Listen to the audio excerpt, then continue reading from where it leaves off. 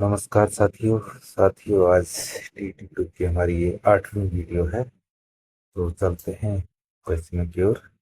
पहले क्वेश्चन बाल विकास एवं शिक्षा शास्त्र से। पहला प्रश्न है, बच्चों के भाषाई विकास यानी कि लैंग्वेज डेवलपमेंट के लिए सबसे संवेदनशील समय कौन सा माना जाता है?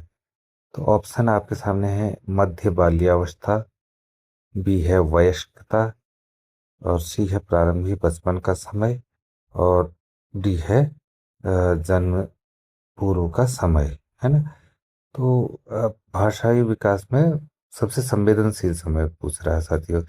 अब बात करते हैं मध्य वाली अवस्था जो होती है ना। तो मध्य वाली अवस्था में साथियों, इस अवस्था में क्या होता है, भाषा का विकास बच्चों में जारी तो रहता है, लेकिन ये सबसे संवेदनशील या प्राथमिक दौर नहीं होता जहाँ पर बच्चे भाषा को बहुत जल्दी जल्दी ग्रहण करते हैं ना। तो वो नहीं होता है। अगर ऑप्शन बी को देखते हैं, वयस्कता को ना, तो एडल्टहुड में तो बिल्कुल नहीं रहता। इस उम्र तक क्या होता है, भाषा का विकास अ, हो चुका था, जिस इंसान में भी होना हो लगभग लगभग पूरा हो चुका होता है। और मतलब नए जो भाषाई कौशल, हमारे लैंग्वेज स्किल हैं, वो सीखना इंसान के लिए मुश्किल हो जाता है थोड़ा सा वयस्क, क्योंकि जो हमारे न्यूरॉन्स से चलता है पूरा दिमाग, ये न्यूरॉन्स की कनेक्टिविटी कमज़ोर हो जाती है एक दूसरे से ना। कनेक्टिविटी कमज़ोर होगी तो सीधी सी बात है कि ग्रहण करने की क्षमता पर असर पड़ेगा। तो इस पर जो है ये भी नहीं होगा हमारा, ठीक है, संवेदनशील समय। अब बात करते हैं प्रारंभिक बचपन का समय। तो जो हमारा अर्ली चाइल्डहुड होता है ना, इस समय बच्चे क्या करते हैं, जन्म से लेकर के लगभग 6 वर्ष 8 वर्ष तक जो भी होता है बच्चों का, 6 या 8 वर्ष तक, तो पूर्व अवधि होती है। इस समय बच्चे का दिमाग क्या होता है, बिल्कुल खाली स्लेट होता है, खाली स्लेट होता है ना। तो उसमें और बहुत ही फ्लेक्सिबिलिटी होती है, उसमें लचीला होता है, जो डालो उसके दिमाग में चले जाता है ना। वो जो है अपने आसपास से, पर्यावरण से, व्याकरण से शब्दों को जो है बहुत तेजी से जो है क्या करता है, ग्रहण करता है ना, ग्रहण करता है। और इसलिए से जो है भाषा का हम संवेदनशील चरण या संवेदनशील स्टेप या संवेदनशील समय कह सकते हैं इसे, ठीक है। तो हमारा प्रारंभिक बचपन का समय ये राइट आंसर है। और जन्म पूर्व का समय, तो ये तो जन्म पूर्व है, गर्भ की अवस्था है, मतलब बच्चा गर्भ में है। तो इस समय तो एक ही उदाहरण हमें मिलता है अभिमन्यु का, सुना होगा आपने, अर्जुन के पुत्र अभिमन्यु गर्भ में जो है वो सीख दिया था चक्रव्यूह को भेदना।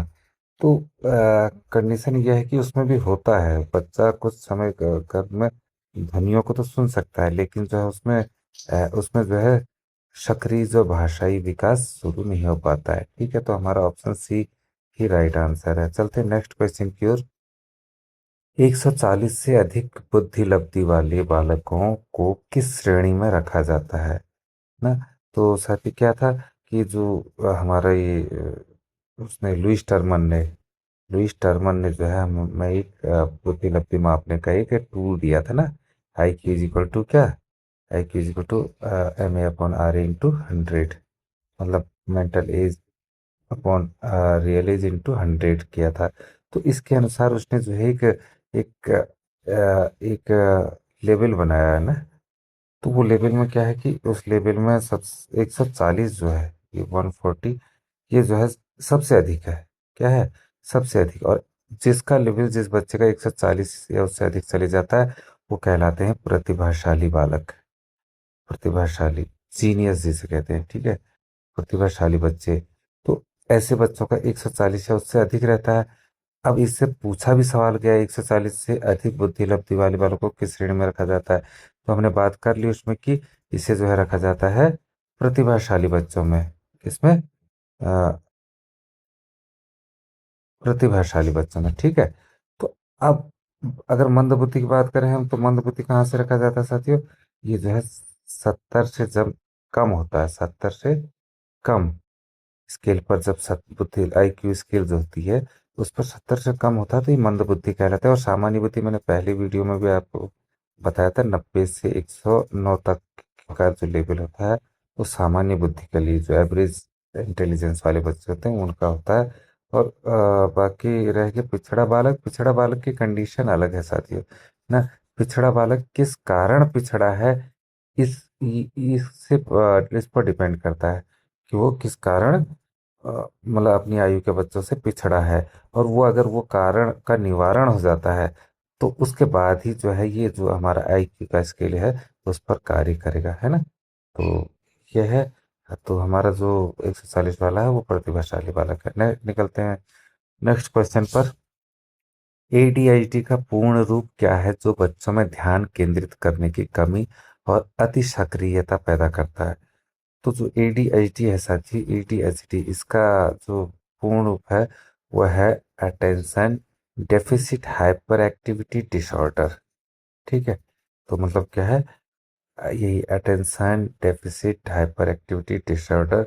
मतलब हम कह सकते हैं अटेंशन यानी कि ध्यान, और डेफिसिट यानी कि अभाव, हाइपरसिटी यानी कि अति सक्रियता, अति सक्रियता, और डिसऑर्डर माने विकार, एक प्रकार का रोग।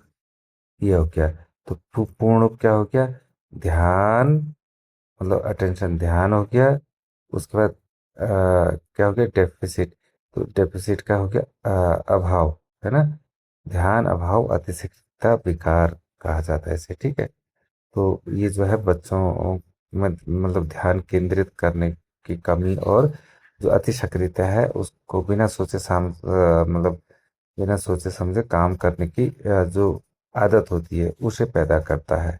ठीक है। तो हमारा आंसर ए जो है राइट आंसर हो जाएगा।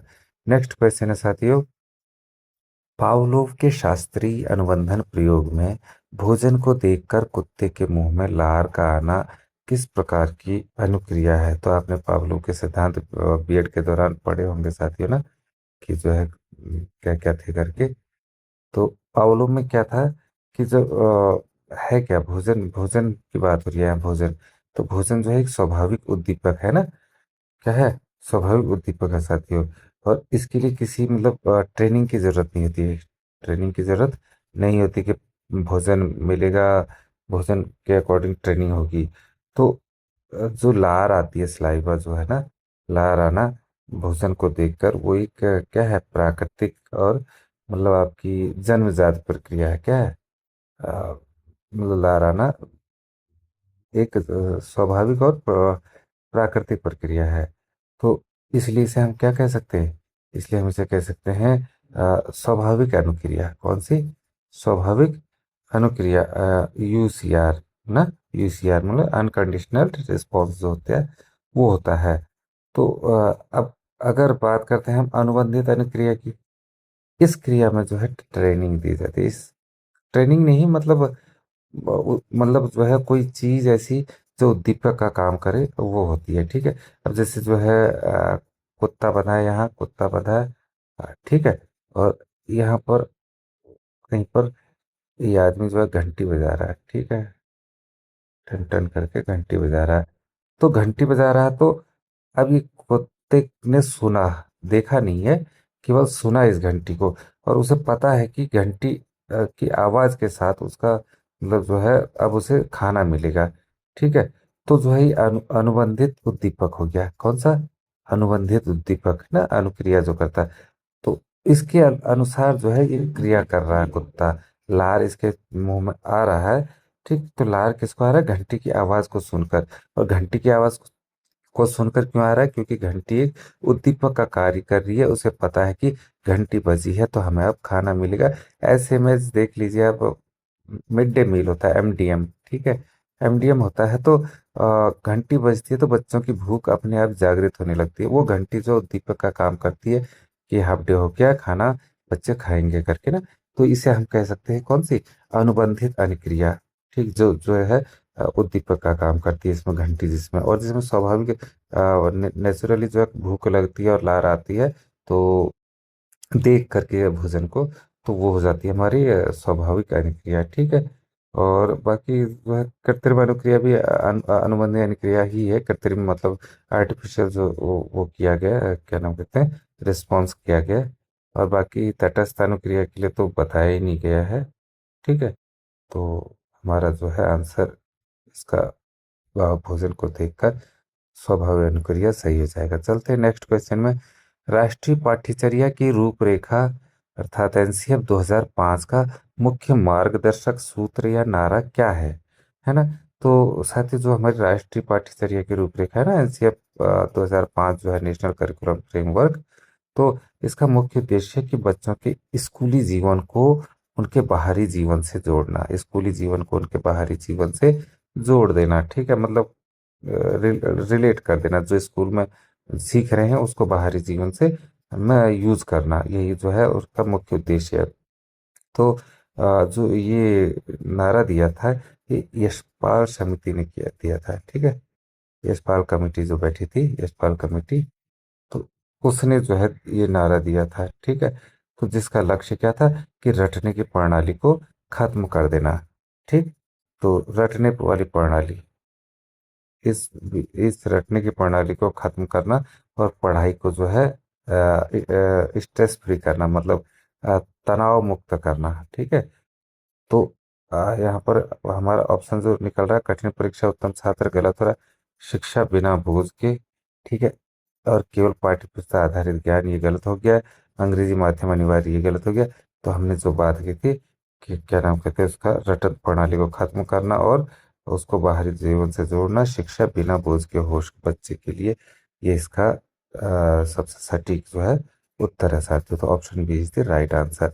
नेक्स्ट क्वेश्चन है हिंदी भाषा में, अनुनासिक ध्वनियों का संबंध किससे होता है ना। तो अनुनासिक का है साथियों। ठीक है, अनुनासिक का अर्थ है जिसे, जिसमें जिसमें जो है हम ध्वनियों का उच्चारण किससे करते हैं, मतलब नाक और मुंह दोनों का यूज जहाँ पर यूज होता है, नाक और मुंह, इसे कहते हैं हम अनुनासिक। तो ये देखिए, जैसे मुंह है, मुंह, इसमें लगा है ये मुंह, तो ये अनुनासिक है। ये चंद्र बिंदु है ना, ये चंद्र बिंदु, ये अनुनासिक है। ये जहां लगेगा वहां पर मुंह, मुंह, मुंह कैसे कह रहे हैं, मुंह मतलब मुंह, आवाज मुंह से भी और नाक से दोनों से आ रही है। और अंक, अंक, तो ये अंक में जो है क्या आ रहा है, मुंह से नहीं बल्कि ये केवल नाक पर ले रहा है, तो ये अनुस्वार हो गया, ये अनुस्वार हो गया, ये अनुनासिक हो गया। ठीक है साथियों, तो इसका संबंध किससे होता है, नाक और मुंह दोनों से होता है। ठीक है, केवल नाक से किसका बोला मैंने, अनुनासिक का, जो अनुनासिक होता है एक बिंदी जो लगती है। ठीक, ठीक है, और बाकी अगर बात करते हैं केवल मुंह से, तो केवल मुंह से तो लगभग जो मतलब अनुनासिक होते हैं जिनमें अनुनासिक नहीं लगा होता है, ठीक है, अनुस्वार नहीं लगा होता है, अनुनासिक नहीं लगा होता है, वो सब केवल मुंह से बोले जाते हैं। क है, ख है, अ है, आ है, सब जो है दोनों। तो हमारा ये option C is the right answer. चलते हैं नए क्वेश्चन की ओर। निम्नलिखित में से करण तत्पुरुष का उदाहरण कौन सा है। तो करण तत्पुरुष समास में क्या होता है साथियों, उसमें जो है जो दूसरा पद होता है, दूसरा पद सेकंड नंबर वाला, वो प्रधान होता है। ठीक है, मुख्य होता है कहने का मतलब है। ठीक, और दोनों शब्दों के बीच मतलब कर्ता ने कर्म को करण से, तो ये से हट गया होता है।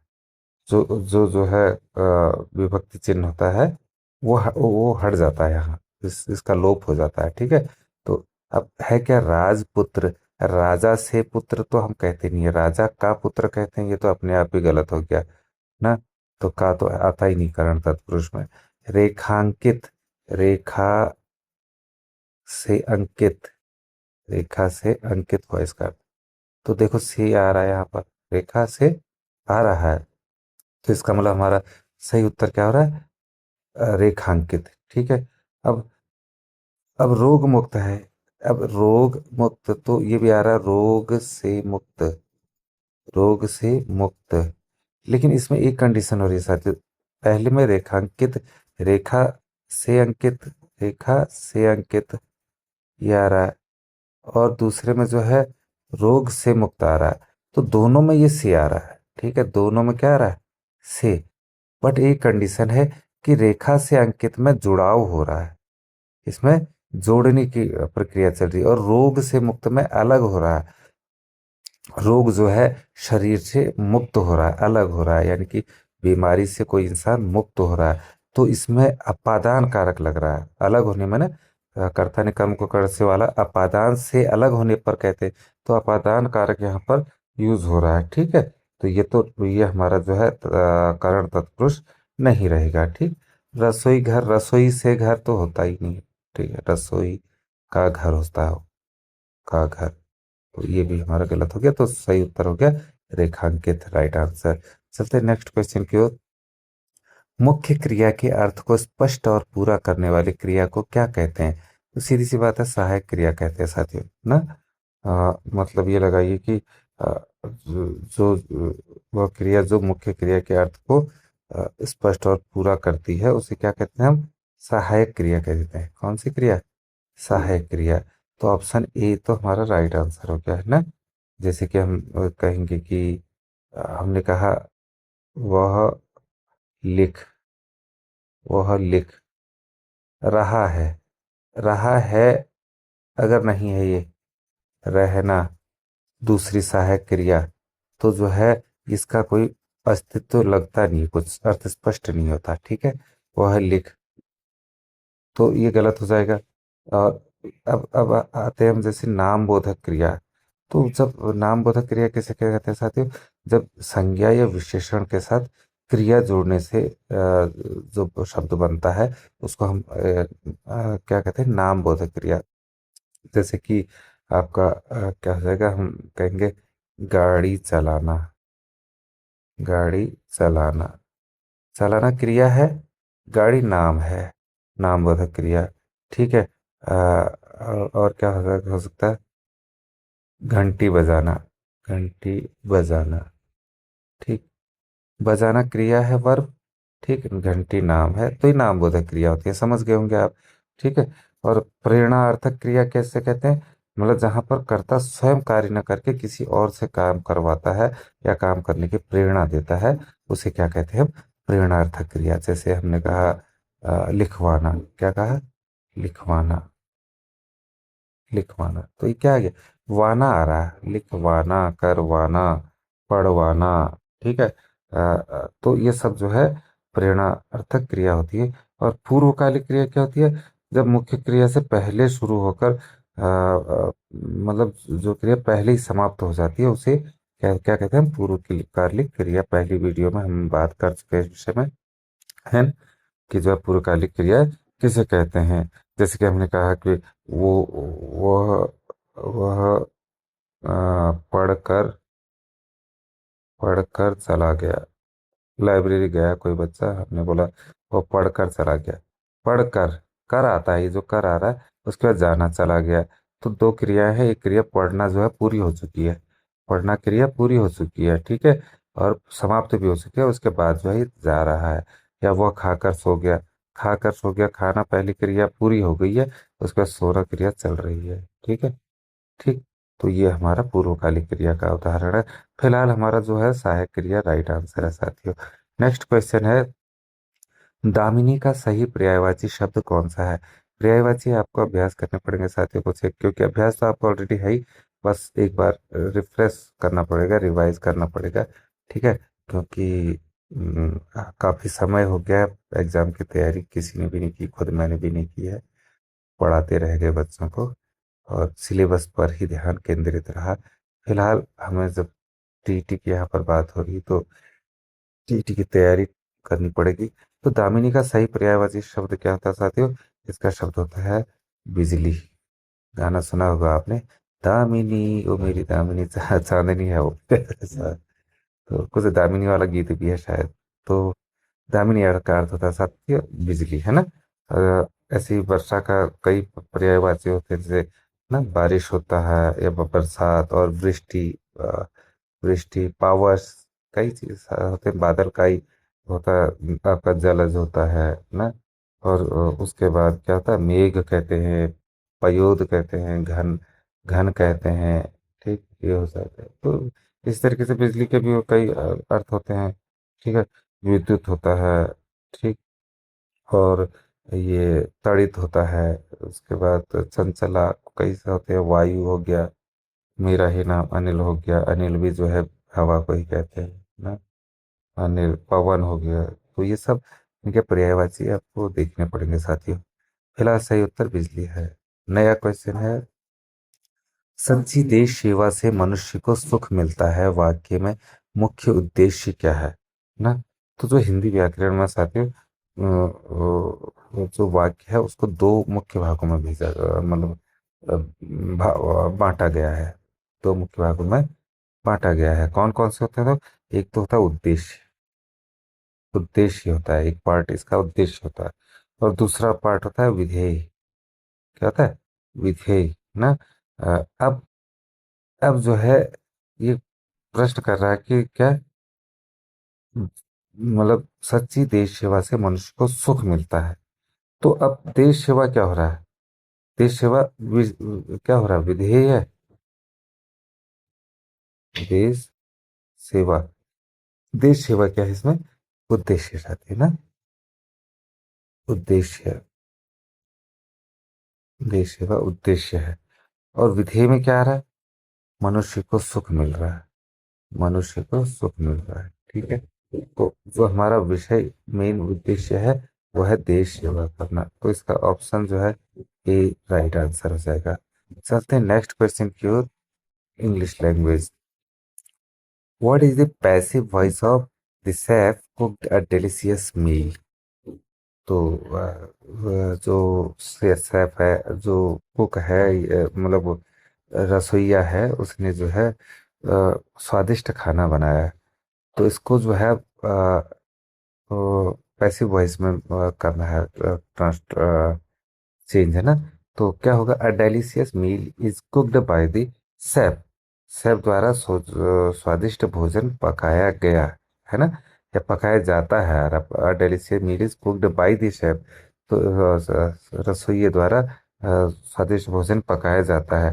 तो ये क्या बता रहा है? पकाया जाता वर्तमान काल को बता रहा है, वर्तमान काल को दिखा रहा है। जो हमारा सिंपल प्रेजेंट टेंस होता है, सामान्य ना, उसको दिखा रहा है। तो ये तो नहीं होगा। A delicious meal was cooked by the chef. देखो कुक्ड यानी कि पास्ट टेंस में जा रहा है ना। तो इसमें क्या आ रहा है? A delicious meal was cooked by the chef. Chef यानी कि रसोइये द्वारा एक स्वादिष्ट भोजन पकाया गया था, है ना। तो ये बिल्कुल पकाया गया था, सही उत्तर आ रहा है ये। ठीक है, तो हमारा बी हो जाएगा राइट आंसर। अब सी को देखिए, अगर a delicious meal has been cooked by the chef ना, शेफ द्वारा एक स्वादिष्ट भोजन पकाया जा चुका है, मतलब ये चला गया पास्ट टेंस में। ठीक है, और पूर्ण काल है, पकाया जा चुका है कह रहा है, तो पास्ट टेंस में नहीं गया, वर्तमान पूर्ण काल में चला गया। पूरा कार्य पूरा हो गया है। ठीक, और हमारा ये पास्ट टेंस में गया है। ठीक, पास्ट टेंस में। अब अगला है a delicious meal was being cooked by the chef. तो ये तो शेफ द्वारा स्वादिष्ट भोजन पकाया जा रहा था। ठीक है, जा रहा था तो आ ही नहीं रहा ना, पकाया उसने। तो ये भी जो है भूतकाल का हमारा जो है अपूर्ण काल है, पकाया जा रहा था करके। ठीक है, तो इसका ऑप्शन जो सही है वो है answer B, right answer. Next question है, identify the clause type of the underline part. I know that he is honest ना। तो है क्या नाउन क्लॉज जो है ये type of the underline part. Identify the clause ना। होता क्या है, मतलब एक जो नाउन क्लॉज होता है साथी ना, वो वाक्य में संज्ञा का स्थान ले लेता है। ठीक है, noun clause takes the place of a noun in a sentence. और in this sentence the clause that he is honest, he is honest acts as a direct object, direct object, object का की तरह काम कर रहा है ये। ठीक है, तो अब इसमें क्या है, ये एडजेक्टिव क्लॉज विशेषण को बता रहा है? नहीं। Adverb clause? नहीं।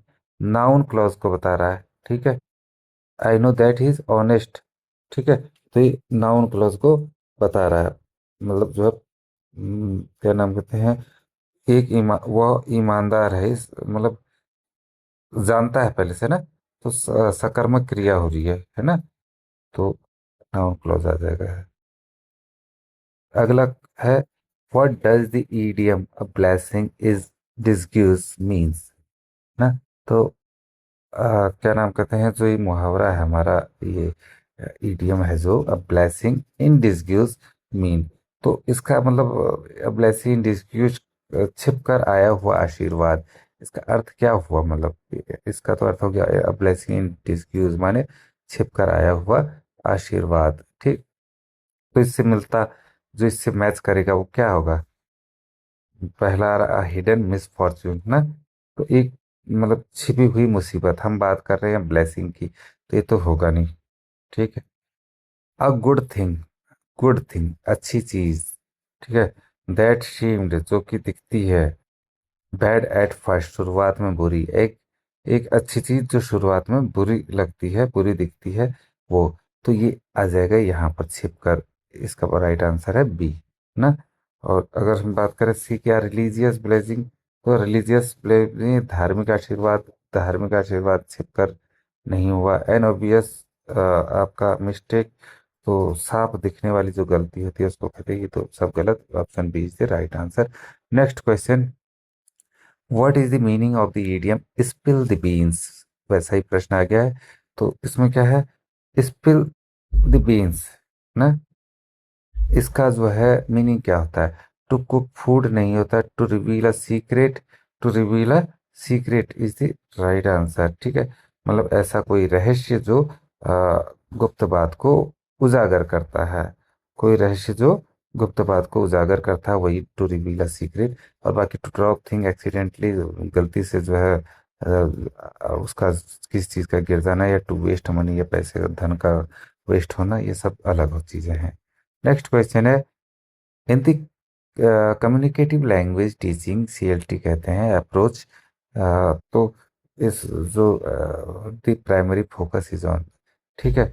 मतलब कम्युनिकेटिव लैंग्वेज टीचिंग जो है हमारी ना, इसके दृष्टिकोण में जो प्राथमिक प्राइमरी फोकस है, वो किस पर होता है, primary focus, perfect structural accuracy, ठीक है। जो परफेक्ट स्ट्रक्चरल एक्यूरेसी मतलब संरच संरचनात्मक सटीकता जो होती है, ठीक है, परफेक्ट जो संरचनात्मक सटीकता होती है उस पर, या जो है मीनिंगफुल कम्युनिकेशन एंड फ्लुएंसी, या सार्थक बातचीत और धारा प्रवाह पर, और या फिर मेमोराइजेशन ऑफ सिंटैक्स रूल्स है ना, तो वाक्य रचना के नियमों के रटने पर, मेमोराइजेशन पर, या लाउड रीडिंग ऑफ स्क्रिप्ट, या किसी स्क्रिप्ट को जोर जोर से पढ़ने पर। तो सीएलटी साथ कम्युनिकेटिव लैंग्वेज टीचिंग हो रही ना, तो इन पर तो बात करेगी नहीं, क्योंकि जो है सब अधूरे हैं, ठीक है। इसका संबंध हो रहा है मीनिंगफुल कम्युनिकेशन एंड फ्लुएंसी पर, ठीक। कभी कभी ऐसा होता है कि आपको कुछ समझ ही नहीं आ रहा होता, तो आप अपने हिसाब से सोचिए कि कौन जो है सबसे अच्छा बच्चे के लिए परफेक्ट है, और कौन सा बेस्ट आंसर निकल के आ रहा है चारों में से, तो ये हमारा बी ऑप्शन राइट आंसर है साथियों, ठीक। अब आते हैं सामाजिक विज्ञान में। अ, भारत का नेपोलियन किस गुप्त शासक को कहा जाता है ना, तो साथियों, भारत का नेपोलियन किसको कहा जाता है, आप लोगों को पता है, समुद्रगुप्त को कहा जाता है ना। समुद्रगुप्त को, मतलब उसके महान जो है सैन्य अभियानों, और जो उसकी विक्ट्रीज थी, विजय अभियान, ठीक, उनके कारण जो है भारत का नेपोलियन कहा जाता है ना। तो ये किसने कहा था जे, इसे जो है प्रसिद्ध इतिहासकार ए बी स्मिथ थे, उन्होंने जो है अपनी पुस्तक अर्ली हिस्ट्री ऑफ इंडिया में है, कौन सी, अर्ली हिस्ट्री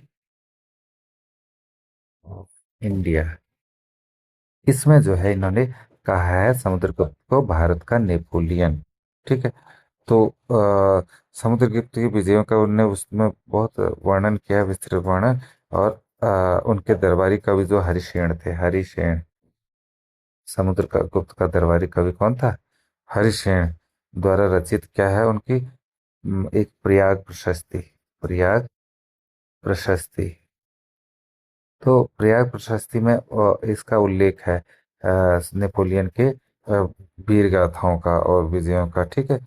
इलाहाबाद स्तंभ, प्रयाग में, प्रयागराज इलाहाबाद कहते हैं, तो इलाहाबाद में जो स्तंभ लेख है उसी में प्रशस्ति पत्र, प्रशस्ति मतलब दूसरों के राजाओं के गुणगान करते थे, उसी को प्रशस्ति कहते थे पहले।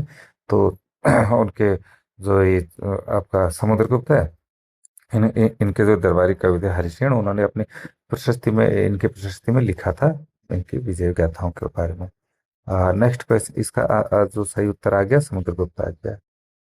72वां, बाजार नियंत्रण प्रणाली है ना, बाजार नियंत्रण प्रणाली किस दिल्ली सुल्तान ने लागू की थी? ठीक, मार्केट कंट्रोल सिस्टम, यही होगा इसका। मार्केट कंट्रोल सिस्टम किस दिल्ली सुल्तान ने लागू की थी? तो वो ये की थी साथियों, अलाउद्दीन खिलजी ने, है ना। किसने की थी? अलाउद्दीन खिलजी ने। इसने जो है जो है अपनी विशाल सेना जो इसकी थी, उसके रख रखाव के लिए, अपनी विशाल सेना के रख रखाव के लिए, किसी ने कहा होगा सेना तो इतनी बड़ी रख ली है पर खाएगी क्या, और इतना महंगाई बढ़ रही है, तो इसने क्या किया जो है, अपनी सेना के रख रखाव के लिए वस्तुओं के दाम क्या कर दिए, वस्तुओं के दाम में गिरावट कर दी, दाम कम कर दिए, ठीक है। कम कर दिए, और केवल कम ही नहीं किए, उससे निश्चित भी रखा, मतलब जो है उसे उतना ही रखा, ये नहीं कि बढ़ते रहे, ठीक है। तो नियंत्रण किया मतलब उन पर। तो उसके बाद इस व्यवस्था की देख रेख के लिए उसने एक वो भी रखा था, जिसे हम कहते हैं शहना ए मंडी, शहना ए मंडी, ठीक है, सहना ए मंडी, जिसे मतलब जो है एक एक टाइप का उस वहाँ का उस टाइम का अधिकारी, देख रेख अधिकारी जो है वो नियुक्त कर दिया था, ठीक है। और जमाखोरी और कालाबाजारी रोकने के लिए जो है बेईमानी करने वाले व्यापारियों को इसमें सख्त सजा का भी प्रावधान रखा उसने, सख्त सजा दी गई, ठीक। तो ये था बाजार नियंत्रण प्रणाली किसकी? अलाउद्दीन खिलजी की। तो right option is C. Next question है, गढ़वाल में गोरखा शासन कब स्थापित हुआ था? तो गोरखाओं का जो आक्रमण हुआ साथी है ना, गोरखा आक्रमण हुआ जो गढ़वाल पर, वो हो तो गया था 1791 में ही, 1790 ईस्वी के बाद, एक साल बाद 1791 ईस्वी में गोरखाओं का आक्रमण हुआ, ठीक है। लेकिन जो पूरी तरह से सफल नहीं हो पाई इस युद्ध में, ठीक, गोरखा लोग। तो उसके बाद जो 1804 ईस्वी में खुड़बुड़ा का युद्ध हुआ, प्रसिद्ध खुड़बुड़ा का युद्ध हुआ, खुड़बुड़ा युद्ध, ठीक। तो उस समय राजा कौन थे? प्रद्युम्न शाह। कौन थे राजा? प्रद्युम्न शाह, गढ़वाल के राजा थे प्रद्युम्न शाह। ये इनको वीर गति प्राप्त हो गई, मर गए, निधन, मतलब निधन तो वैसे ही होता है, लेकिन वीर गति माने लड़ते लड़ते जो है मरे, ठीक। तो इस युद्ध में जब ये गोरखा लोग जीत गए, तो तब से जो है गढ़वाल में आधिकारिक रूप से गोरखा शासन चला। तो 1804 इसका सही उत्तर है साथियों। Right option is option B. Let's go to the next question, and the next next question is, Hirakud बांध किस नदी पर बनाया गया है? ठीक है, हीराकुंड बांध महानदी पर बनाया गया है, ये हम सभी को पता है, बहुत बचपन से सुनते आ रहे कि महानदी पर हीराकुंड बांध बना था करके, ठीक है। और क्या नाम कहते हैं, हमने पढ़ा भी होगा, नई, तो अब जीके में सीख रहे होंगे, कोई पाठ था हमारा एसएसटी में, तब पढ़ते थे हम हीराकुंड बांध के बारे में। तो महानदी पे बना है साथी, किस पे बना है? महानदी पर, उड़ीसा में है, कहाँ है? उड़ीसा में। तो उड़ीसा जो है में एक जगह है संबलपुर, संबलपुर, ठीक है। तो संबलपुर के ही आसपास ये स्थित है हीराकुंड बांध। दुनिया के सबसे बड़ा बांध है ये, सबसे बड़ा बांध, लेकिन किसका? मिट्टी और कंक्रीट का। आजकल तो सब सीमेंट और उसके आते होंगे, मिट्टी और कंक्रीट से बना हुआ बांध है, ठीक है, दुनिया का सबसे बड़ा बांध। और उसके बाद जो है क्या नाम कहते हैं, कितना लंबा है, इसकी लंबाई कितनी है? 25.8 किलोमीटर, 25.8 किलोमीटर इसकी लंबाई है ना। और उद्देश्य क्या था इसका, इस हीराकुंड बांध को बनाने का? कि जो है खतरनाक बाढ़ से, जो है महानदी में जो बाढ़ आती थी, उसकी उससे लोगों की रक्षा हो सके, वहाँ के इलाके की रक्षा हो सके, ठीक है। और उसके अलावा जो है कृषि क्षेत्रों में कृषि क्षेत्रों में खेती के लिए पानी दिया जा सके इससे, ठीक है। और जल विद्युत जो है, हाइड्रो इलेक्ट्रिक पावर जो है जनरेट की जा सके, ठीक है, विद्युत उत्पादन किया जा सके। तो ये तीन चार काम से हीराकुंड बांध बना था? महानदी पर। तो option B is the right answer. अगला है, नागरिक शास्त्र राजनीति विज्ञान के शिक्षण का आधुनिक दृष्टिकोण क्या है? ना साथियों, तो जो नागरिक शास्त्र शिक्षण का जो आधुनिक दृष्टिकोण है वो केवल किताबी ज्ञान देना नहीं है ना, बल्कि इसका मुख्य लक्ष्य क्या है? विद्यार्थियों में लोकतांत्रिक मूल्य का विकास करना। ठीक है, लोकतांत्रिक मूल्यों का विकास करना, ताकि वे समाज में एक जागरूक और अच्छे नागरिक बन सकें। तो अब ऑप्शन क्या आ रहा है इसमें? बच्चों को केवल नियमों का पालन करना गलत है, उन्हें जागरूक, आलोचनात्मक और सक्रिय नागरिक, ये बिल्कुल सही आ गया हमारा। ठीक है, केवल चुनावी प्रक्रिया रटना, ये सब गलत हो गया, राइट ऑप्शन बी हो गया। चलते हैं नेक्स्ट क्वेश्चन की ओर। अगला क्वेश्चन है, दल बदल विरोधी कानून संविधान की किस अनुसूची में दर्ज है? ना, तो जो दल बदल विरोधी कानून है साथियों, ये जो है मतलब कानून संसद सदस्यों और विधानसभा सदस्यों को जो है एक राजनीतिक दल से दूसरे राजनीतिक दल में शामिल होने के लिए, जिसे हम दल बदल कहते हैं, पर अयोग्य घोषित करने का प्राविधान करता है ये। तो 10वीं अनुसूची में, कौन सी अनुसूची में? 10वीं अनुसूची में जो है दल विरोधी कानून अब मतलब आया। ठीक है, और कौन से उसमें? 52वें संविधान संशोधन में। 52वें संविधान संशोधन में जो है ये हुआ 1985 में, दल बदल विरोधी कानून। ठीक, तो आंसर सी जो है हमारा 10वीं अनुसूची राइट आंसर है। 77वां सामाजिक विज्ञान में मानचित्र कौशल विकसित करने के लिए पहली गतिविधि क्या होनी चाहिए? ठीक है, मानचित्र कौशल जो जो है अपना बच्चे मानचित्र बनाना सीखते हैं, तो उसका कौशल का अब को विकसित करने के लिए पहली गतिविधि क्या होनी चाहिए? विश्व का राजनीतिक मानचित्र याद करना। याद करने से मानचित्र बनाने का कौशल विकसित नहीं होगा साथी, ये तो गलत हो गया। अपनी कक्षा या घर का नक्शा बनवाना। ठीक है, बिल्कुल। तो ये अपनी कक्षा या घर का अगर हम नक्शा बनाएंगे, जो बच्चे होते हैं तो कक्षा स्कूल के बारे में भी और घर के बारे में बहुत जानते हैं वो, है ना। तो वो जानते हैं कि भाई ये हमारा मकान है, यहाँ से हम इधर को जाते हैं, फिर यहाँ पर जो है गधेरा पड़ता है, इस गधेरे को पार करके वो वापस इधर को जाते हैं, फिर उसके बाद यहाँ पर एक पुल आता है, तो इस पुल को पार करके हम जो है यहाँ पर अपने स्कूल पहुँचते हैं। ठीक है, तो इन इन बच्चों ने जो है इस तरीके से नक्शा तैयार कर दिया। ठीक है, उसी तरीके अनिज का, यानी कि जो है मतलब वो जो है इससे नक्शा दिशा दूरी जो है और संकेतों का बड़े आसानी से समझ लें ना। अम, मानचित्र के मुख्य घटक क्या होते हैं? दूरी, दिशा, प्रतीक चिन्ह तो होते हैं। दूरी, दिशा और प्रतीक चिन्ह। प्रतीक चिन्ह, तो इनको जो है बच्चे बहुत आसानी से अपने कक्षा और घर का नक्शा बनाने के साथ, स्टार्ट करने के साथ सीख जाएंगे। अगर सी है, केवल अक्षांश देशांतर रटवाना, इससे भी मानचित्र कौशल नहीं बढ़ सकता है। मानचित्र पुस्तक खरीदना, खरीदना तो कोई भी खरीद लेगा ना, तो ऑप्शन गलत है। Option B is the right answer साथियों। नेक्स्ट क्वेश्चन, अर्थशास्त्र शिक्षण का मुख्य उद्देश्य उच्च प्राथमिक स्तर पर क्या होना चाहिए? ठीक है, तो अर्थशास्त्र का कह रहा था, तो जो है शिक्षा का मुख्य उद्देश्य क्या है? ज्ञान को वास्तविक जीवन से जोड़ना, हम कहते हैं ना। तो उनके बच्चों के दैनिक जीवन से जो है आर्थिक गतिविधि और बजट का अर्थ समझना, ये हमारा इसका सही उत्तर निकल रहा है साथियों। ठीक है, ये वाला ना। तो क्योंकि बच्चों को अपनी दैनिक आर्थिक गतिविधियां और बजट का अर्थ अर्थशास्त्र से हो गया सीधे। ठीक है, समझ जाना। बाकी जटिल आर्थिक सिद्धांत रटवाना, ये तो गलत हो गया। एक तो जटिल है, ऊपर से रटवाना, दोनों चीज गलत हो रही है, तो ये तो हो ही नहीं सकता। केवल शेयर बाजार सिखाना, केवल शेयर बाजार सिखाने से जो है अर्थशास्त्र का ज्ञान नहीं हो जाता। जीडीपी की गणना करवाना, ये जो है बहुत जटिल प्रक्रियाएं हैं, तो ये सब बाद में उच्च कक्षा में होती हैं। हम उच्च प्राथमिक स्तर की बात कर रहे हैं यहाँ पर, तो ये सबसे ऑप्शन बी राइट आंसर है साथियों। नेक्स्ट क्वेश्चन है, किस तिथि को उत्तरी गोलार्ध में सबसे बड़ा दिन या ग्रीष्म संक्रांति होती है ना? तो जो है कब होती है सबसे बड़ा दिन? 21 जून को जो है, 21 जून के टाइम सूर्य की किरणें जो है कर्क रेखा पर, है ना, ये भूमध्य रेखा, ये क्या है? हमारी लाइन ऑफ कैंसर है। लाइन ऑफ कैंसर कर्क रेखा है, ये भूमध्य रेखा है, ये मकर रेखा है। 23.5 डिग्री ये, 23.5 डिग्री ये पर जो है लगे हैं, और ये इक्वेटर हमारा 0 डिग्री पर है। तो यहाँ पर की बात हो रही है कहाँ? इस जगह की 23.5 डिग्री।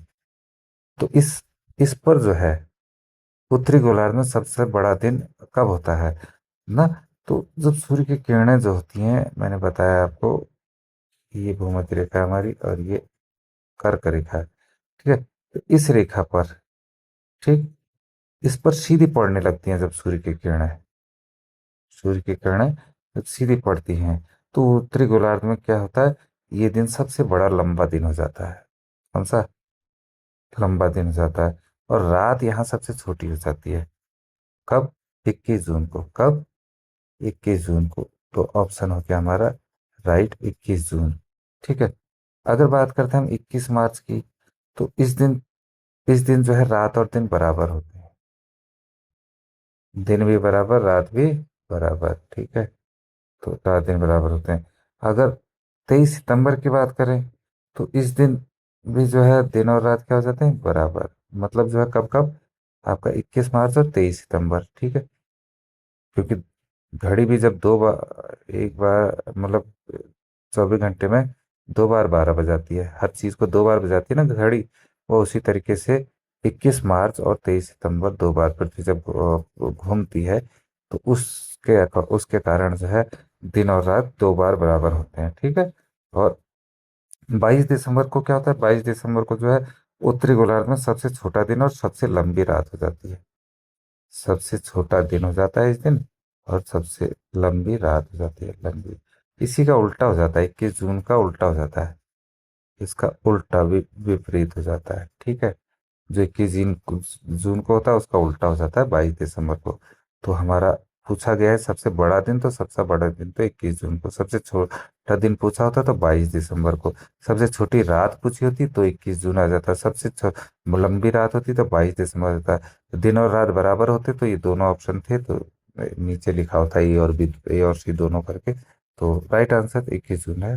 नेक्स्ट क्वेश्चन है, 2011 की जनगणना के अनुसार भारत का सर्वाधिक जनसंख्या घनत्व वाला राज्य कौन है? तो सेंसस 2011 जो है हमारा साथी ना, सेंसस 2011 अब तो खैर नई आने वाली है। तो इसके अनुसार सर्वाधिक जनसंख्या घनत्व वाला राज्य कौन सा है? तो घनत्व तो अलग चीज है साथी, और ठीक है, जनसंख्या अलग चीज है। तो अब क्या है, डेंसिटी कितनी है, जिसकी डेंसिटी कितनी है करके ना, तो वो बिहार की जो है सबसे ज्यादा है। कौन है? बिहार है, ठीक। बिहार के बाद साथी कौन है? बिहार के बाद पश्चिम बंगाल भी है दूसरे नंबर पे, फिर आता उत्तर प्रदेश का जिसकी जनसंख्या सबसे ज्यादा थी, ठीक है। तो वो घनत्व के हिसाब से तीसरे नंबर पे है। तो नया राइट आंसर हो गया बी। नेक्स्ट क्वेश्चन है साइंस। आयोडीन की कमी से कौन सा रोग होता है? हम सब जानते हैं कि घेंगा रोग जो है, गोइटर घेंगा जो रोग जो है आयोडीन की कमी से होता है, इसीलिए नमक में जो है आयोडीन मिक्स किया जाता है ना। घेंगा रोग मानने जो हमारी ये आपकी गले में होती है ग्रंथि, थायराइड ग्रंथि होती है ना, डिसबैलेंस हो जाती है। और एक आप देखेंगे कि कुछ लोगों के गले में आपने देखा होगा यहाँ पर लटका हुआ स्किन का एक मांस का टुकड़ा सा लटका रहता है ना, वो यही होता है गोइटर, घेंगा रोग। ये ये किसके कारण होता है? आयोडीन की कमी के कारण। और बात करते हैं अगर एनीमिया, तो एनीमिया जो है शरीर में क्या होता है, आयरन की कमी हो जाती है, डेफिशिएंसी ऑफ आयरन, ठीक है। आयरन की कमी हो जाती है तो लोहे की कमी होती है, जिससे जो है हीमोग्लोबिन जो था हमारा, उसका लेवल जो है बहुत कम चला जाता है, ठीक है। तो महिलाओं में बहुत ज़्यादा होता है इसका। तो ये हो गया एनीमिया। स्कर भी हम जानते हैं विटामिन सी की कमी से स्कर भी होता है, विटामिन सी की कमी से, ठीक है। तो इसकी कमी से स्कर भी रोग होता है। स्कर भी क्या होता है, मसूड़ों से खून आने लगता है ना, मसूड़ों से खून आता है। कुछ भी काटो, आप एक फल भी खाओगे तो, कोई सेब खाओगे तो सेब में भी आपके मसूड़ों से खून निकल के लग जाएगा, ठीक है। तो ये स्कर भी होता है। बघेंगा हम बता चुके हैं। रिकेट्स क्या होता है? सूखा रोग भी कहते हैं इसे, सूखा रोग, ठीक है। विटामिन डी की कमी से होता है। इससे विटामिन डी सूर्य के प्रकाश से मिलता है जो हम कहते हैं ना, तो हड्डियां इससे कमजोर हो जाती है।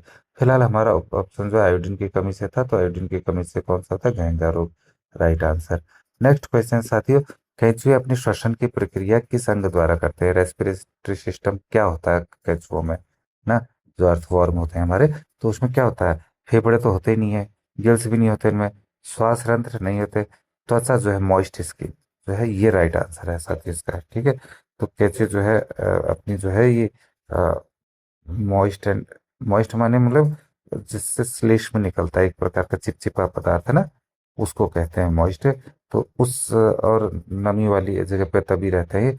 तो अपनी उस त्वचा के माध्यम से ये क्या करते हैं, जो गैस होते हैं गैसों का आदान प्रदान करते हैं, गैसों का आदान प्रदान करते हैं। और वायुमंडलीय ऑक्सीजन जो सीधे उनकी त्वचा से होकर जो उनकी रक्त वाहिकाएं होती हैं, आर्टरीज होती हैं जो, उनमें जो है चली जाती है, विस्तृत हो जाती है, डिफ्यूज हो जाती है। ठीक है, तो ये राइट आंसर हो गया हमारा त्वचा, ऑप्शन सी। नेक्स्ट क्वेश्चन है, दूध को दही में बदलने वाली जीवाणु को का नाम क्या है ना। तो दूध को आपने सुना होगा, साथ ही जो है दूध नापने के लिए जाते हैं लोग, डेयरी में जाते हैं तो लैक्टोमीटर होता है वहां नापने के लिए, लैक्टोमीटर। ठीक है, लैक्टो, ठीक है। तो लैक्टो इस शब्द को आप देख लो, ये दूध से, जहां भी दूध का जिक्र होगा तो लैक्टो, लैक्टो जहां भी होगा वहां दूध या दूध से बने पदार्थों की बात आएगी, ये आप ध्यान रखिएगा। तो राइजोबियम तो हो नहीं, होता नहीं है, देखो लैक्टोबैसिलस आ गया है, लैक्टोबैसिलस। तो जीवाणु का नाम क्या हो गया, लैक्टोबैसिलस। क्या हो गया, लैक्टोबैसिलस, है ना। तो ये क्या करता है ये जीवाणु, दूध में जो मेटोज जो दूध में जो है मौजूद रहते हैं वो आपके लैक, लैक्टोज शुगर जो होता है, लैक्टोज शुगर, ठीक, उसको जो है बदल देता है किसमें, लैक्टिक एसिड में बदलता है, लैक्टिक एसिड। और एसिड बनेगा तो खट्टापन आ गया उसमें, उससे दही बन जाता है, क्या बन जाता है, दही बन जाता है। ठीक, तो आंसर बी हमारा लैक्टोबैसिलस राइट आंसर। अगला है, विटामिन डी की कमी से बच्चों की हड्डियां कमजोर हो जाती हैं, इसे क्या कहते हैं। हमने अभी पीछे की वीडियो में बात की थी, कुछ सवाल पहले, रिकेट्स। ठीक है, क्या कहा था हमने, रिकेट्स, सूखा रोग कहते हैं। तो जो है इससे जो है हड्डियां कमजोर हो जाती है ना। और तो अब इस कर भी हमने बता दिया था, विटामिन सी के कारण रिकेट्स हो गया। ऑस्टियोमलेशिया, ऑस्टियोमलेशिया क्या होता है साथी, ये वयस्कों को जो है एडल्ट्स में विटामिन डी के कारण हड्डियों को कमजोर होने की बीमारी होती है। ठीक है, इसी के प्रकार की रिकेट्स की बीमारी होती है, पर एडल्ट्स में होती है केवल ऑस्टियोमलेशिया। ठीक है, बाकी एनीमिया मैंने आपको बता दिया था, खून की कमी के कारण जो है, आयरन की कमी के कारण जो है हीमोग्लोबिन कम हो जाता है तो एनीमिया हो जाता है। ठीक, तो ऑप्शन हमारा क्रिकेट सही है। नेक्स्ट क्वेश्चन है, आर्किमिडीज का सिद्धांत निम्नलिखित में से किससे संबंधित है। गति के नियम से, प्लवन के नियम से, या उत्प्लावन बल से, या प्रकाश के अपवर्तन से, विद्युत धारा से। हम लोग ने सब ने आर्किमिडीज का सिद्धांत पढ़ रखा है ना। तो ये उत्प्लावन बल, अगर मतलब गति के नियम की बात करें हम, तो गति का नियम तो न्यूटन से संबंधित है, किससे, न्यूटन से संबंधित है। प्लवन का नियम ना, ये जो है उससे संबंधित है, किससे, आर्किमिडीज से, है ना। इसमें जो है आर्किमिडीज से संबंधित है। इसमें क्या होता है कि जब कोई वस्तु ना पानी में आती है, कोई वस्तु पानी में आती है, या किसी भी, मतलब पानी का अर्थ है लिक्विड, कोई भी लिक्विड मान लो आप। ठीक है, तो संतुलित अवस्था में जब वो तैरती है तो वो अपने कुल भार के बराबर, मान लीजिए इसका वजन है 70 केजी, 70 केजी। ठीक है, तो 70 केजी भार के बराबर जो हटाई, पानी हटेगा भी तो, जब ये इसमें बैठेगा तो पानी जो है विस्थापित होगा ना, हटेगा यहाँ से। तो वस्तु का वजन और हटाए गए द्रव का वजन बराबर होता है, इसका 70 किलो वजन और जो हटाया गया पानी है उसका वजन बराबर होता है। यही जो है इसका आर्किमिडीज का अपलवन का सिद्धांत है। ठीक है, तो यहाँ पर आ जाएगा हमारा ऑप्शन बी ना। और बात करते हैं प्रकाश के अपवर्तन की, तो प्रकाश का अपवर्तन जो है, रिफ्लेक्शन ऑफ लाइट, तो स्नेल के नियम के, स्नेल आदि जो है इन्होंने नियम निकाले थे ये, स्नेल के नियम। विद्युत धारा की बात करें तो विद्युत धारा का ओम, ओम का नियम होता है, आपने सुना होगा ओम का नियम, ओम के नियम से संबंधित है। तो ये रह गया ये बी, प्लवन का नियम उत्तर। अगला सवाल है साथियों, भारी जल यानी कि हैवी वाटर का रासायनिक सूत्र क्या है जो परमाणु रिएक्टर में मंदक के रूप में प्रयुक्त होता है ना। तो अब है क्या कि जो हमारा भारी जल होता है ना, इसका रासायनिक सूत्र अगर बात करें हम तो वो होता है D2O। क्या होता है? D2O। इसे मतलब इसे ड्यूटेरियम ऑक्साइड भी कहते हैं ना। और उपयोग क्या होता है इसका? इसका उपयोग जो है परमाणु रिएक्टर्स होते हैं हमारे, न्यूक्लियर रिएक्टर्स, इनमें न्यूट्रॉन की गति को, ठीक है, न्यूट्रॉन जो होते हैं, गति तेज होगी तो वो सीधे निकल जाएंगे ना, तो न्यूट्रॉन की गति को धीमा करने के लिए मॉडरेटर का काम करता है, मॉडरेटर। ठीक है। भारी जल मॉडरेटर, ये मंदक जो है मंदक का काम करता है, मॉडरेटर कहते हैं मंदक। तो इसके रूप में काम करता है, ताकि जो है क्या होता है, न्यूट्रॉन न्यूट्रॉन क्या हो जाए तो उसकी गति जो है धीमी हो जाए, गति हो जाएगी धीमी। ठीक है। तभी वो जो है क्या करेंगे, मतलब यूरेनियम परमाणु जो है, यूरेनियम एटम्स जो है उससे टकरा कर नई विखंडन प्रक्रिया शुरू कर पाएंगे। ठीक है। इससे रिएक्टर में मतलब एनर्जी जनरेट हो पाएगी। ठीक है। एनर्जी तभी जनरेट हो पाएगी। ये हो गया। बाकी H2O तो पानी है, आपको पता ही है कि साधारण जो पानी है उसको H2O कहते हैं ना। H2O2 hydrogen peroxide. ठीक। और CO2 कार्बन डाइऑक्साइड हम जानते हैं, तो ये ड्यूटेरियम ऑक्साइड जो है राइट आंसर है इसका, D2O, ऑप्शन बी। ठीक है। नेक्स्ट क्वेश्चन है, किन धातुओं को अत्यधिक क्रियाशील होने, एक्टिव, ठीक है, होने के कारण चाकू से आसानी से काटा जा सकता है? तो जो धातुएं मुलायम होंगी उन्हीं को तो चाकू से काट पाएंगे साथियों, है ना। लोहा और तांबा तो बहुत कठोर होते हैं, कटेंगे ही नहीं। सोना चांदी भी आप चाकू से काटना तो मुश्किल है। ठीक है। एल्युमिनियम और जस्ता भी काटना बहुत मुश्किल है। रह गया सोडियम और potassium, option B is the right answer. ठीक है। सोडियम और पोटेशियम क्या होता है, बहुत ही जो है क्रियाशील धातुएं हुई है। ठीक है। क्षारीय धातुएं होती हैं और बहुत क्रियाशील होती हैं और मुलायम होती हैं ना। चाकू से बहुत आसानी से कट जाएंगे। ठीक है। और हवा और पानी के साथ तो बहुत तेजी से ये रिएक्ट करती है, प्रतिक्रिया करती है इनके साथ। तो इन्हें सुरक्षित रखने के लिए हमने कई पहले वाली वीडियोज में कहा था कि केरोसिन ऑयल में, मिट्टी के तेल में जो है इनको डुबा कर रखा जाता है, ताकि जो है प्रतिक्रिया ना करें और जले नहीं। ठीक। बाकी सारी धातुएं वो होती हैं मजबूत। तो ऑप्शन बी राइट आंसर है। नेक्स्ट क्वेश्चन है, शुद्ध जल का पीएच मान कितना होता है सादिया? शुद्ध जल का पीएच मान कितना होता है? 7 होता है। कितना होता है? 7 होता है। ठीक है। अब 7 से ऊपर अगर हम जाते हैं, 7 से ऊपर, 7 तो क्या है, 7 है न्यूट्रल, उदासीन। ठीक है। 7 है उदासीन, तो पानी की प्रकृति है उदासीन। ठीक है।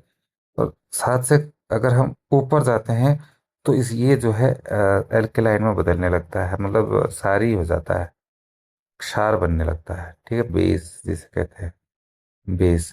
ठीक। और नीचे को आते हैं अगर, 7 से नीचे को आते हैं तो ये क्या बनने लगता है, एसिड या अम्ल बनने लगते हैं। जितने भी एसिड होंगे सबका पीएच मान 7 से कम होगा, 7 से कम होगा। अगर एसिड है तो उसका पीएच मान 7 से कम होगा। ठीक है। और अगर पानी है तो उसका पीएच मान बिल्कुल 7 होगा। ठीक है। साफ जल, स्वच्छ जल। और पानी से अगर 7 से अधिक है तो ये क्या बन जाता है, बेस बन जाता है, एल्केलाइन। ठीक है। तो ये हमारा पीएच मान 7 है, सही उत्तर है। अगला प्रश्न, खट्टे फलों जैसे नींबू संतरे में कौन सा अम्ल प्रयुक्त होता है? बहुत बार बातें हो गई साथियों कि खट्टे फलों में जैसे सब में क्या होता है, संतरा, नींबू जैसे हैं, तो साइट्रिक अम्ल होता है इसमें। ठीक है, साइट्रिक।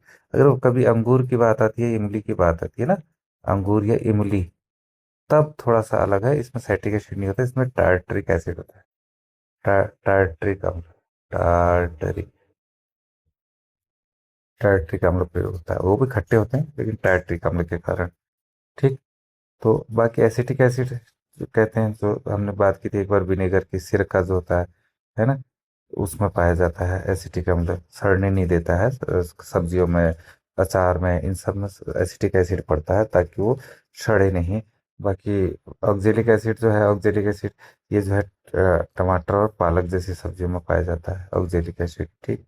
और मेथनोइक अम्ल जो है ना, तो फार्मिक अम्ल भी होता है, इसे फार्मिक अम्ल भी कहते हैं। फार्मिक अम्ल मैंने बताया था कहाँ, चींटियों के डंक में बताया था ना, चींटियों के डंक जिसके कारण खुजली या दाना सा हो जाता है, उसको फार्मिक अम्ल कहते हैं, इसी को मेथनोइक अम्ल भी कहते हैं। तो हमारा जो फिलहाल खट्टे फलों में क्या होता है, एसिटिक एसिड होता है ना, सॉरी, कौन सा होता है, साइट्रिक अम्ल होता है ना।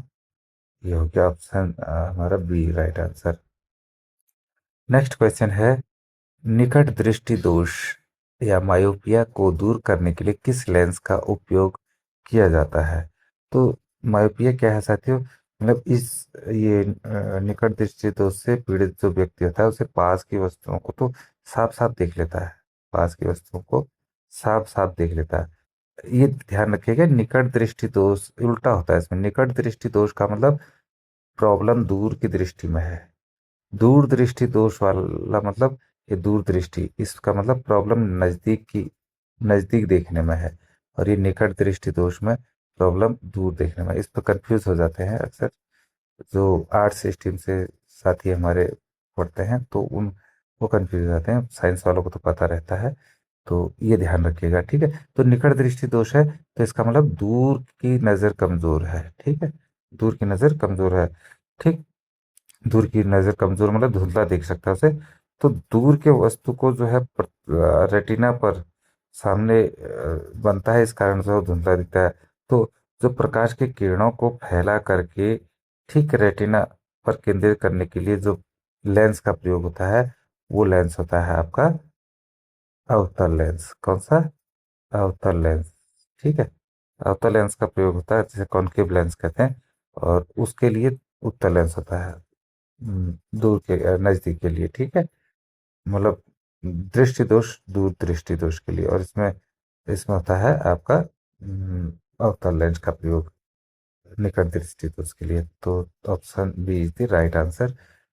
आज की वीडियो में इतना ही साथियों, और नेक्स्ट वीडियो में फिर मिलेंगे आपसे।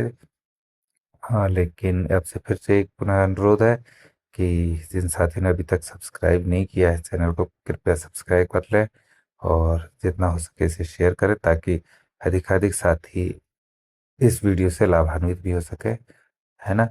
और मुझे भी साथ में मोटिवेशन मिले कि हाँ, सब्सक्राइब किया है तो जो है साथी लोग देख रहे हैं, देखेंगे तो मुझ में भी एक जोश चढ़ेगा कि हाँ, वीडियो को और अच्छे तरीके से बनाया जाए और सभी साथी उससे लाभान्वित हो सके। अब आप लोग सब्सक्राइब या कोई रिस्पॉन्स ही नहीं आएगा तो मैं भी न्यूट्रल हो जाऊंगा, तो थोड़ा सा मेरा भी जो है मनोबल गिरेगा साथियों। इसलिए आप लोगों से पुनः जो है एक इल्तजा है कि इसे सब्सक्राइब, लाइक और शेयर कीजिएगा। और कोई सुझाव अगर आप देना चाहें तो कमेंट बॉक्स में ज़रूर कहिएगा साथियों, ठीक है। तब तक के लिए बाय बाय, धन्यवाद।